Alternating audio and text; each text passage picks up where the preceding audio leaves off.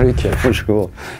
Tu nous reçois aujourd'hui au Chez Magélis, donc chose peu commune, mais tu viens nous présenter... L'exposition donc, pour fêter les 40 ans des Mystérieuses Cités d'Or. Donc la première série est arrivée sur les écrans de télévision française dans les années 80 et nous en 2021 on a terminé la 4e saison. Donc j'ai réalisé 3 saisons, la suite de la saison culte des années 80, des Mystérieuses Cités d'Or.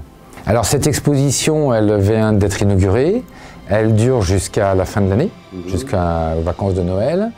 Qu'est-ce que tu as eu envie de proposer au public ou de raconter au public? On avait un fil rouge, c'était dans chaque cité, il y a un secret, donc le secret de l'oricalque, le secret de la maîtrise de l'eau, le secret de qu'est-ce qui va se passer, une météorite qui va écraser la Terre. Donc chaque cité contenait un secret et les héros devaient absolument entrer dans les cités pour découvrir ces secrets, ce qui faisait avancer leur aventure, ce qui faisait avancer l'histoire, etc.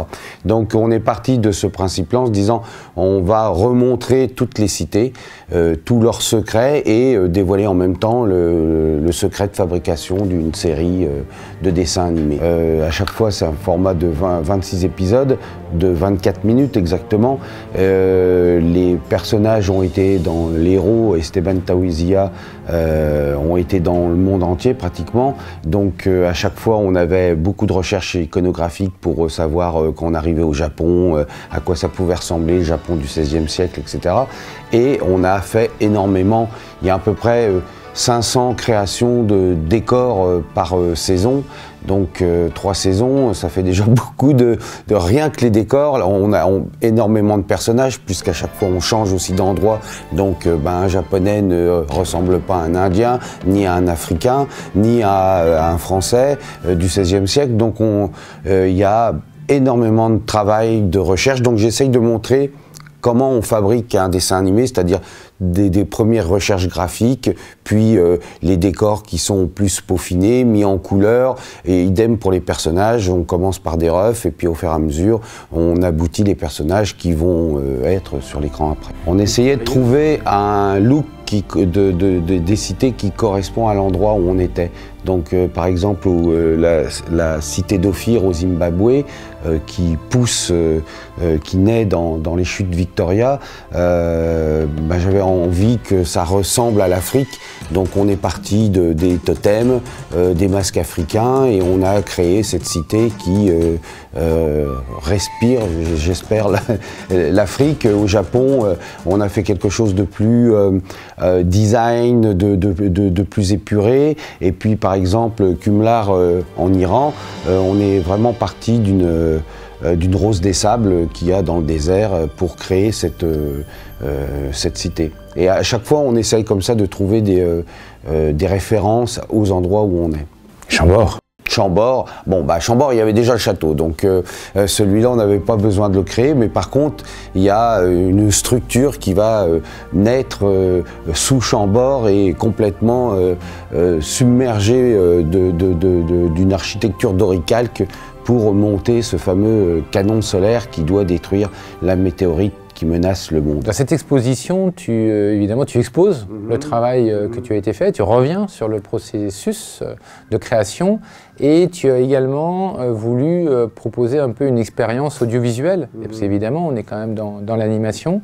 Et donc, pour le public, qu'est-ce que tu as imaginé lui montrer? Déjà quand on arrive sur l'entrée, on a des écrans partout à droite et à gauche avec un montage que j'ai fait de toutes les cités qui naissent, donc avec une très belle musique composée par Noam Caniel, et au fond de cette pièce il y a une des entrées des cités d'or, donc on a vraiment l'impression de rentrer dans une des cités, et plus la musique et les images, j'espère que ça mettra le spectateur vraiment dans le bain. Et puis ensuite on a un couloir où on explique un peu plus les nouveaux personnages, comment on les a créés, etc. On explique aussi le dépouillement, on part donc du scénario, et donc là c'est un scénario d'Éric Paul Marais qui a écrit pratiquement les deux dernières saisons. Donc on voit le scénario et on voit ce qu'on fait après avec le dépouillement et avec le storyboard. Pour faire le dépouillement, c'est de noter tout ce qu'on va avoir besoin, donc des accessoires, des nouveaux personnages, etc. C'est de faire une liste exhaustive de tout ce qu'on va avoir besoin dans l'épisode. Et après, il y a une autre partie qui est le prédécoupage où je commence à donner des indications de mise en scène pour les storyboarders. Donc on explique tout ça, on explique aussi les layouts. Le dessin animé, c'est très technique et on a beaucoup de mots anglais vu que le dessin animé, c'est quand même industrialisé aux États-Unis avec Disney, quoi. Donc et comme maintenant le dessin animé c'est international, on peut parler à un Chinois ou en Lettonie. J'ai bossé aussi en Lettonie. Storyboard, tout le monde sait ce que c'est qu'un storyboard. Layout, tout le monde sait ce que c'est. Donc les termes techniques ne changent pas en fonction des pays. Et c'est plutôt pratique ça. Le Condor est vraiment le moyen de transport super écolo, vu qu'il marche à l'énergie solaire. Des enfants et donc Esteban Taouzia sont toujours en train de se balader avec ce Condor, en même temps en emmenant Mendoza, Sancho Pedro, et c'est leur moyen de transport. Ils vont partout avec ce Condor. C'est bien pratique pour raconter des histoires. Le décalage horaire, ça va assez vite. Et c'est vraiment on a essayé de retrouver un petit peu des options, des nouvelles options pour expliquer comment le bec s'ouvrait, etc.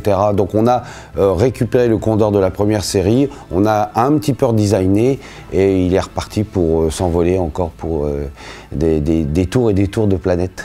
Alors tu fais référence à la première série, à la première saison, donc dans les années 80, des Mystérieuses Cités d'Or, et ça nous permet justement de parler de la suite que tu y as donnée, puisque tu as réalisé 3 saisons supplémentaires au studio Blue Spirit, une partie à Angoulême. Donc peut-être tu peux nous en parler, voilà, de ce que pour toi ça a représenté, et puis comment vous êtes reparti là-dessus, cette idée de poursuivre, non pas de réadapter, mais de poursuivre l'histoire des Mystérieuses Cités d'Or. Dès le départ, avec Éric Jacot, mon producteur, et Armelle Glorenec, productrice, on s'était décidé pour faire une trilogie.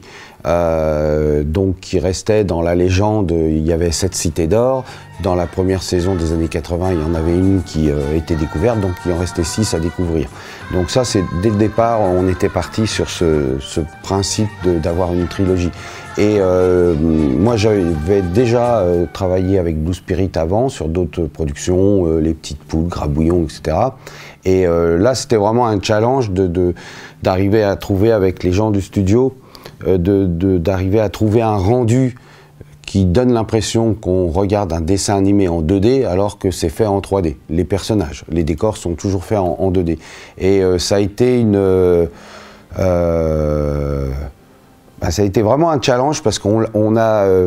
ce que j'explique aussi dans l'exposition, c'est que Esteban a servi d'étalon et le pauvre, il est passé avec des textures sans texture, avec de la 3D beaucoup plus assumée. Enfin, on a vraiment essayé beaucoup de choses possibles et pour arriver au rendu qu'on a maintenant. Et donc, ce qui s'est fait à Angoulême, c'est toute la pré-production, donc c'est-à-dire les recherches, savoir dans quel sens on allait pour mélanger tout ça après, la 3D, les décors en 2D, les mouvements de caméra, le style de l'animation.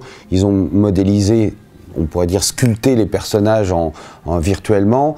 Après, il y a tout le layout qui s'est fait ici, toute l'animation, puisque à Angoulême, il y a vraiment un vivier d'animateurs. Le layout aussi a été fait ici, le compositing, enfin déjà le rendu, c'est-à-dire le calcul des images, et après le compositing, c'est au moment où on prend le décor, on prend les couches, les différentes couches de personnages sur la même image, plus les effets spéciaux, s'il neige, on met de la neige, s'il pleut, on met de la pluie, on met des filtres pour que l'image soit belle. Donc tout ça, ça a été fait à Angoulême. Donc une production de ce type, j'imagine, fait appel à beaucoup d'intervenants. Effectivement, ouais. Je crois qu'à l'entrée, il y a un panneau qui remercie un peu tous les gens qui ont bossé sur la série. Voilà, c'est ça. Je tenais à à faire ce tableau, parce que là, on voit tous les gens qui ont bossé, on a mis vraiment scénaristes, comédiens, animateurs, comptables, tous les gens qui ont bossé sur le projet. Ça fait beaucoup de personnes. Je n'ai pas compté, en fait. Grosso modo, quand on faisait une saison, il y avait plus d'une centaine de personnes qui travaillaient sur le projet, à différents stades de la production. Un animateur fait entre 8 et 9 secondes par jour d'animation. Une seconde, si on dit une patate chaude, ça fait une seconde. Voilà. Donc 9 secondes maximum, ça fait vraiment pas beaucoup c'est énorme, hein, mais ça fait quand même que 9 secondes par jour. Donc on est obligé de prendre plusieurs animateurs pour une équipe, quoi, pour avoir le plus de timing possible qu'on peut sortir dans une journée. Et après, bon, il y a tout le calcul, etc., les retakes, les retouches, enfin ainsi de suite, mais il faut beaucoup de monde. Encore que ça a quand même très évolué, puisque avant j'ai fait des productions encore en traditionnel, et là on multipliait tout par 2 ou 3, puisqu'il fallait beaucoup plus de gens qui dessinaient sur papier, puisque ça se faisait sur papier à l'époque. Et résultat, pour conclure, l'exposition, elle vient marquer quelque chose par rapport à cette série et au travail que tu as effectué. C'est je boucle la boucle, c'est-à-dire que je suis parti dans le monde entier aussi pour tourner les petits documentaires qu'il y a à chaque fin d'épisode. Donc oui, ça a été une Madeleine de Proust de se retrouver à nouveau dans cette ambiance-là, des Cités d'Or, puisque maintenant je suis parti sur d'autres projets. Et de faire cette exposition, vraiment, c'est génial. Et après d'autres mots, c'est tellement bien de replonger dans l'univers de la série des Cités d'Or, et puis surtout de revoir tout le travail qu'on a effectué. C'est énorme avec Fernando Lira, le directeur artistique. Il a sorti des décors, des personnages avec toute l'équipe de décorateurs qu'on avait, de design, les animateurs. Enfin, le travail est immense, et ça a été un vrai déchirement, c'était de choisir en fait les visuels qu'on va montrer. Il y en avait tellement que j'aurais pu en remplir 4 ou 5 musées d'images. Et puis j'essayais de mettre un petit peu aussi justement de l'image qui bouge, puisqu'on fait du dessin animé. Donc je voulais rendre hommage aussi à la musique, je voulais rendre hommage à tous ces gens qui m'ont entouré, sans quoi je n'aurais jamais rien fait, puisque un réalisateur tout seul ne sert pas à grand chose. Merci Jean-Luc. Donc l'expo, je le rappelle, c'est ouvert gratuitement au Chez Magélis jusqu'au 31 décembre 2022. Donc tous les jours pendant les vacances scolaires et les week-ends entre les vacances scolaires. À bientôt Jean-Luc. J'espère qu'il y aura du monde pour venir voir les beaux dessins et les beaux visuels qu'on a fait.